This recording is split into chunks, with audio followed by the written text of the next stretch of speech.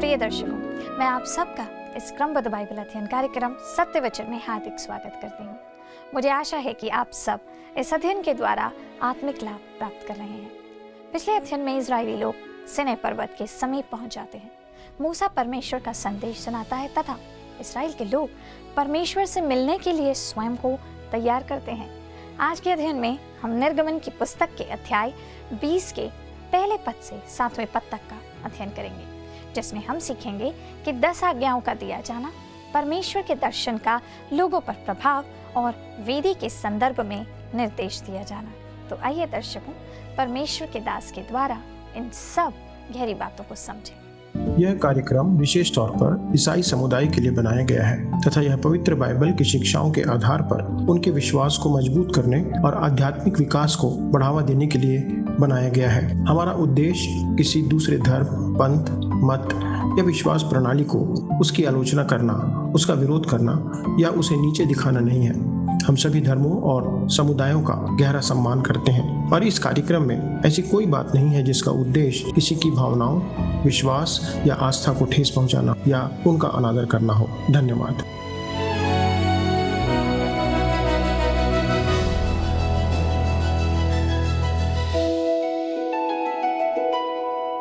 प्रिय मित्रों, आप सभी सम्मानित दर्शकों को प्रेम भरा नमस्कार। मुझे विश्वास है कि परमेश्वर का वचन आपके जीवन में सकारात्मक प्रभाव डाल रहा है और आप आत्मिक जीवन में बढ़ते जा रहे हैं। पिछले अध्ययन में हमने अध्याय 19 में सीनै पर्वत पर इस्राएलियों की यात्रा और व्यवस्था प्राप्त करने की तैयारी को देखा था। हमने व्यवस्था और अनुग्रह के व्यापक अंतर को भी देखा था। अब हम आते हैं अध्याय 20 पर, जो कि निर्गमन की पुस्तक का एक अति महत्वपूर्ण अध्याय है। इस अध्याय का जो मुख्य विषय है वो है 10 आज्ञाओं का दिया जाना। परमेश्वर 10 आज्ञाएं इस्राएलियों को देता है। परमेश्वर के दर्शन का लोगों पर क्या प्रभाव पड़ता है वो देखेंगे और वेदी के संदर्भ में जो परमेश्वर निर्देश देता है उसे देखेंगे। निर्गमन 20 अध्याय में हम व्यवस्था के दिए जाने के बारे में पढ़ते हैं। 10 आज्ञाएं पहले दी गईं, परंतु वह विधान या व्यवस्था का ही एक भाग है। वेदी से संबंधित नियमों के आदेश भी यहीं पर दिए जाते हैं। व्यवस्था तथा वेदी साथ ही साथ चलते हैं। व्यवस्था और वेदी एक साथ रहते हैं। व्यवस्था यह प्रकट करती है कि मनुष्य पापी है और उसे एक उद्धारकर्ता की आवश्यकता है। इस कारण एक वेदी भी आवश्यक है। इस कारण वेदी भी होनी चाहिए जिस पर वो बलिदान चढ़ा सके या वो बलिदान चढ़ाने के लिए जा सके, पापों के निमित्त लहू बहाया जा सके। मान लीजिए दोस्तों कि आपके घर में या बाथरूम में एक आईना है जो व्यवस्था को प्रकट करता है तथा उसके नीचे एक हाथ धोने का बेसिन या कुंड है।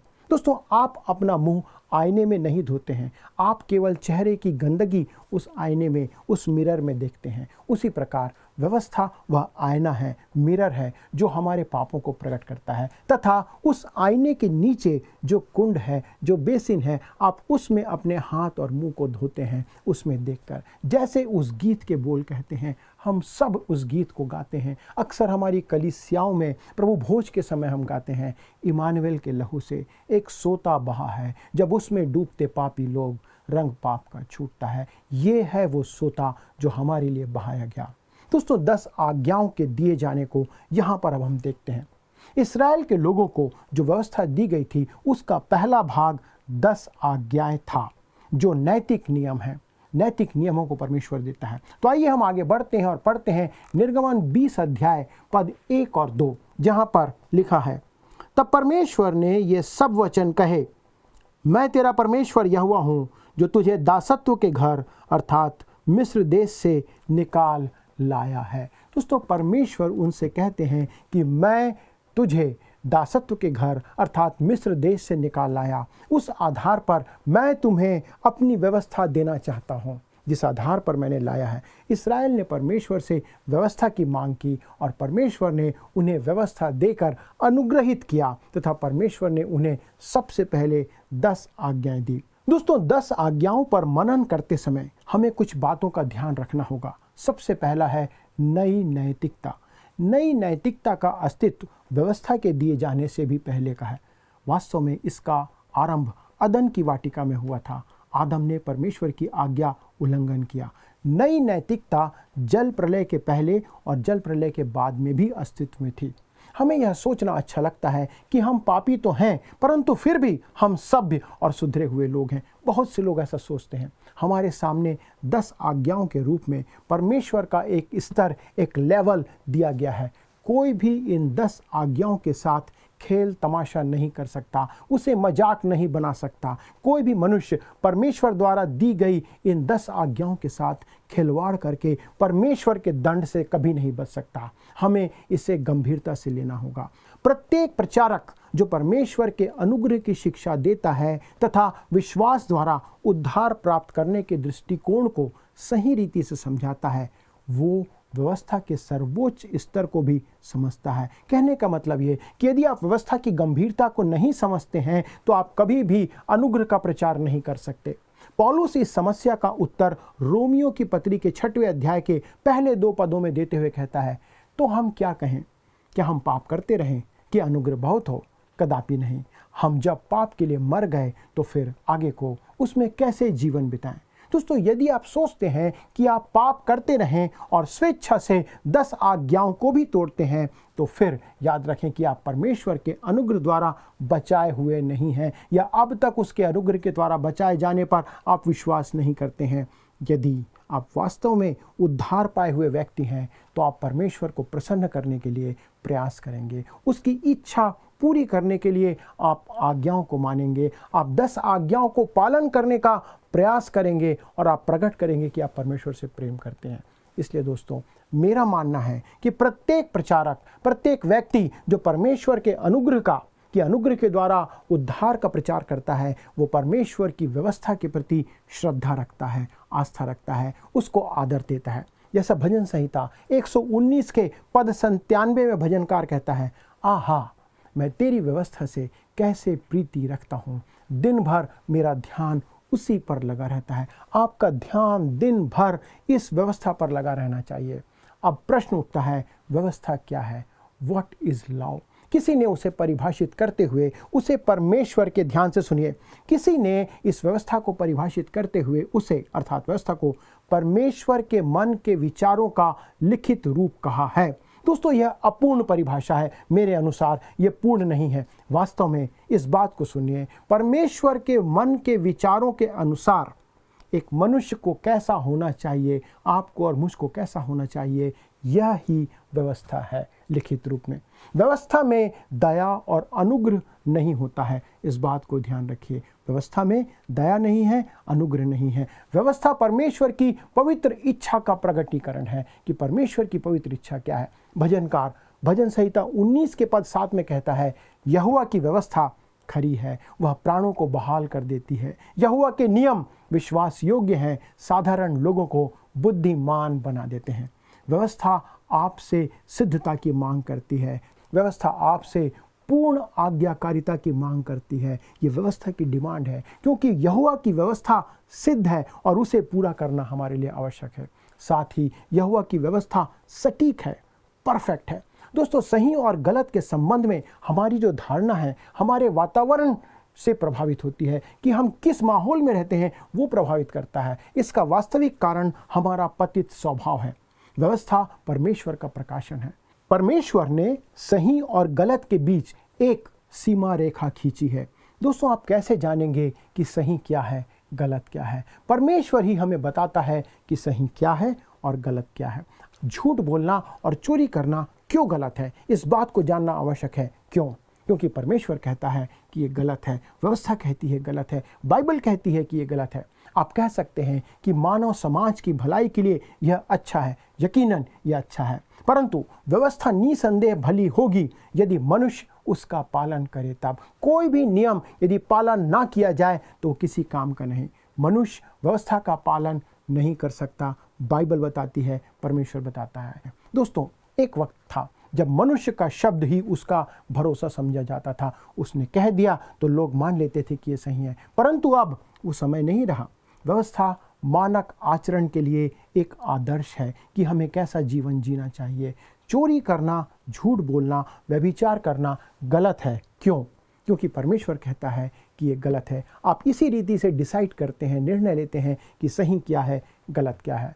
व्यवस्था स्वयं को कभी थोपती नहीं है। व्यवस्था आपके ऊपर थोपी नहीं गई है। जब आप डिमांड करते हैं तभी आप पर व्यवस्था डाली जाती है। व्यवस्था के पास अधिकार होना चाहिए। परमेश्वर अपनी व्यवस्था को जबरदस्त प्रभाव के साथ लागू करता है। उदाहरण के लिए एक बात मैं आपको बताता हूँ, गुरुत्वाकर्षण का नियम अर्थात लॉ ऑफ ग्रेविटी। दोस्तों, इस नियम को आप उदाहरण के तौर पर लीजिए। आप चाहे जितना ऊपर जा सकते हैं, परंतु आपको इस नियम के कारण नीचे गिरना होगा। गुरुत्वाकर्षण का नियम प्रभावशाली है, इफेक्टिव है, और वह आपको इस बात के लिए बताता और समझाता है कि यदि आप ऊपर जा कर के छोड़ दिए जाएंगे तो आप नीचे गिरेंगे। दोस्तों, आप इस नियम को, इस लॉ को आप पलट नहीं सकते।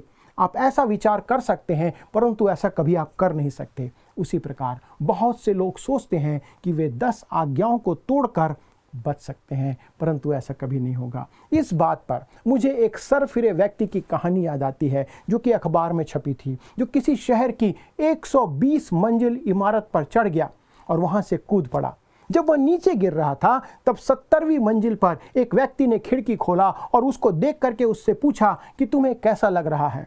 दोस्तों, उस गिरते हुए व्यक्ति ने कहा, अब तक तो सब कुछ ठीक चल रहा है, सब कुछ ठीक लग रहा है। दोस्तों, गुरुत्वाकर्षण का नियम अभी वास्तविक रीति से उसके ऊपर प्रभावशाली नहीं हुआ था। जब वो अलग 50 मंजिल को पार करेगा, जमीन पर पहुंचेगा, तब उसे पता चलेगा कि गुरुत्वाकर्षण के नियम का सामर्थ्य क्या है।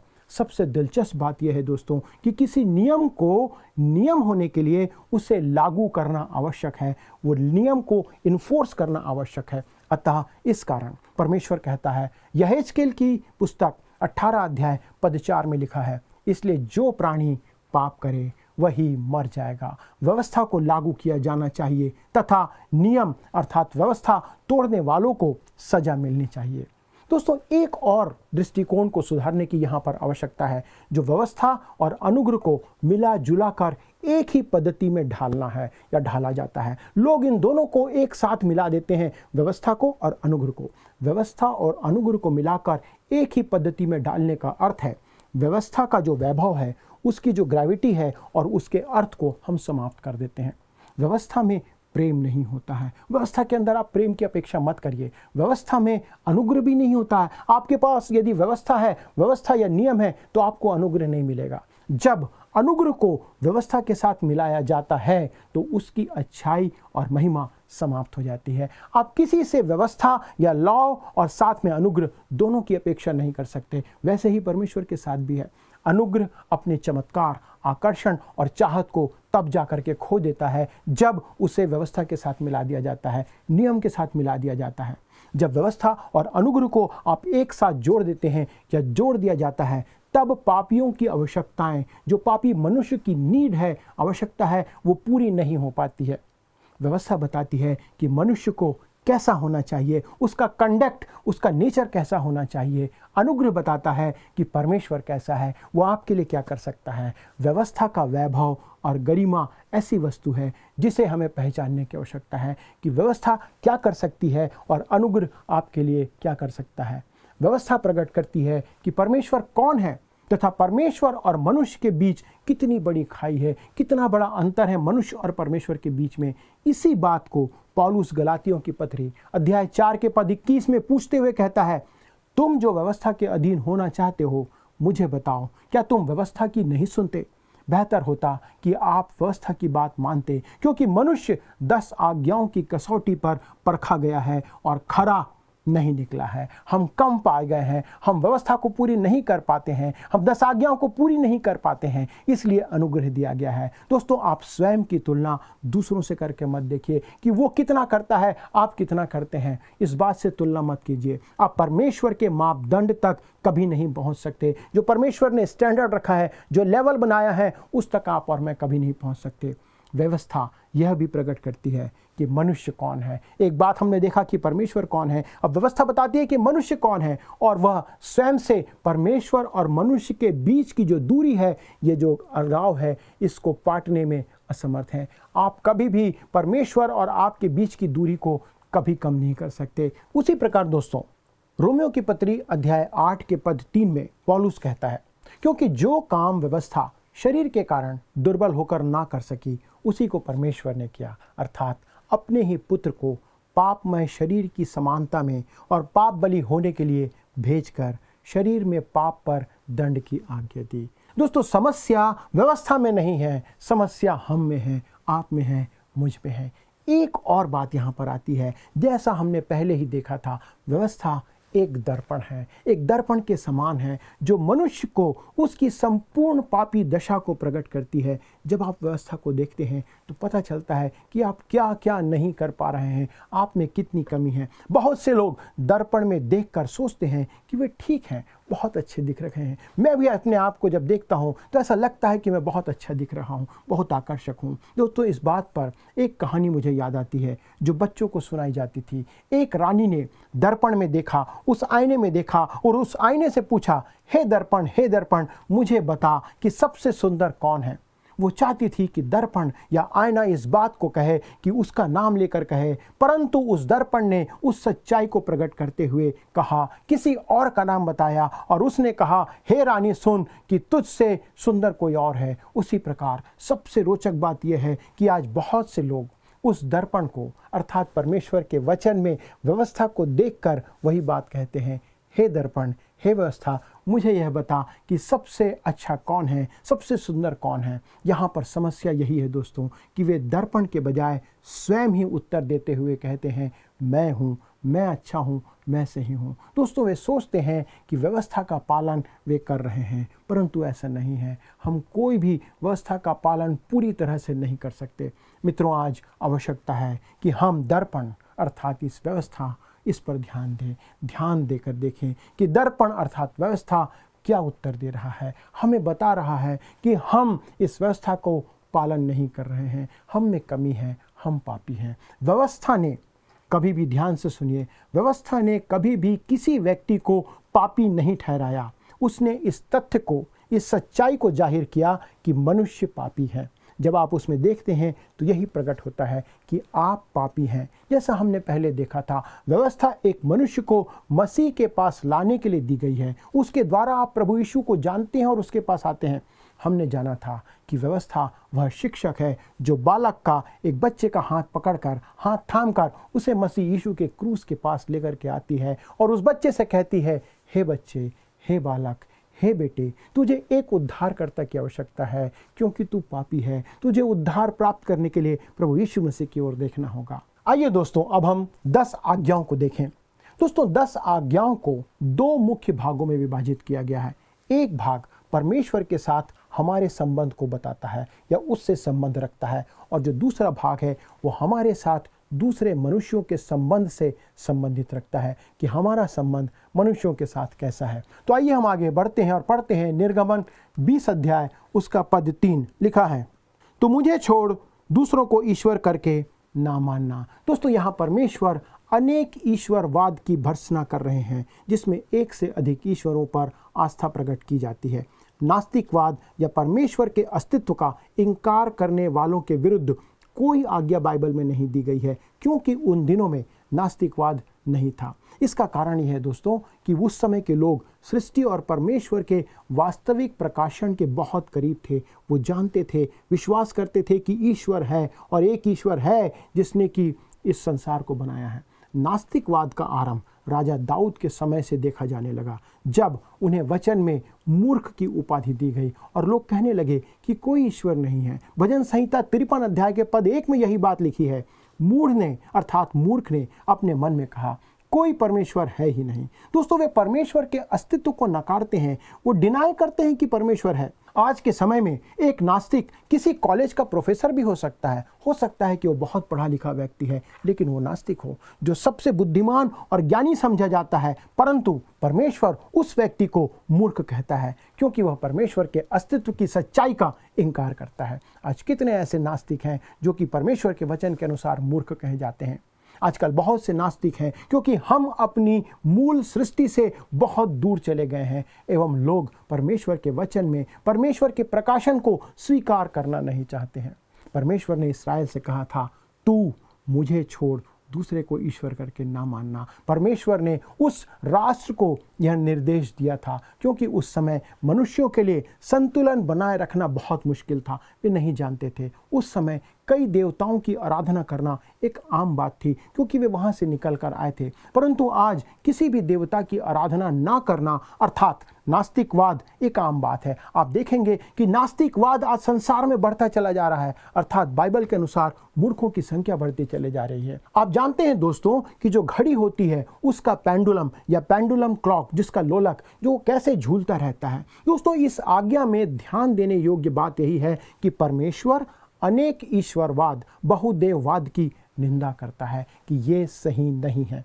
पौलुस रोमियो की पत्री पहले अध्याय के पद 21 से 25 में इसी बात की व्याख्या करते हुए कहता है, इस कारण कि परमेश्वर को जानने पर भी उन्होंने परमेश्वर के योग्य बड़ाई और धन्यवाद न किया, परंतु व्यर्थ विचार करने लगे, यहाँ तक कि उनका निर्बुद्धि मन अंधेरा हो गया। वे अपने आप को बुद्धिमान जिताकर मूर्ख बन गए और अविनाशी परमेश्वर की महिमा को नाशवान मनुष्य और पक्षियों और चौपायों और रेंगने वाले जंतुओं की मूरत की समानता में बदल डाला। इस कारण परमेश्वर ने उन्हें उनके मन की अभिलाषाओं के अनुसार अशुद्धता के लिए छोड़ दिया कि वे आपस में अपने शरीरों का अनादर करें, क्योंकि उन्होंने परमेश्वर की सच्चाई को बदलकर झूठ बना डाला और सृष्टि की उपासना और सेवा की, ना कि उस सृजनहार की जो सदा धन्य है। आमीन। दोस्तों, आगे हम बढ़ते हैं और देखते हैं निर्गमन 20 अध्याय के पद 4 और 5 में प्रभु आगे क्या कहता है।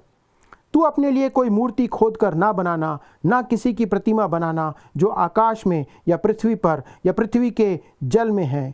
तू उनको दंडवत ना करना और ना उनकी उपासना करना, क्योंकि मैं तेरा परमेश्वर यहोवा जलन रखने वाला परमेश्वर हूँ, और जो मुझसे बैर रखते हैं उनके बेटों, पोतों और परपोतों को भी पितरों का दंड दिया करता हूँ। दोस्तों, कुछ लोग सोच सकते हैं कि आज इस पद का उनसे कोई सरोकार नहीं है, वे तो इसमें लिप्त नहीं है। कुलुस्सियों की पत्री अध्याय 3 के पद 5 में प्रकट किया गया है, लोभ मूर्ति पूजा के सदृश है, उसके बराबर है। जिस किसी वस्तु के लिए आप अपना सब कुछ दांव पर लगा देते हैं, सब कुछ दे देते हैं, वही आपका ईश्वर बन जाता है, वही आपका आराध्य बन जाता है। आज भी लाखों करोड़ों लोग शराब की लत में फंसे हुए हैं, मोबाइल की लत में फंसे हुए हैं, गलत बातों की लत में फंसे हुए हैं। शराब की कंपनियां कहती हैं कि वे बहुत अधिक टैक्स देते हैं, उस राशि के द्वारा से वो कहते हैं कि बहुत अच्छा काम होता है, परंतु वास्तव में दोस्तों शराब से होने वाले नुकसान की तुलना में वह टैक्स की राशि बहुत कम है। लोग चाहे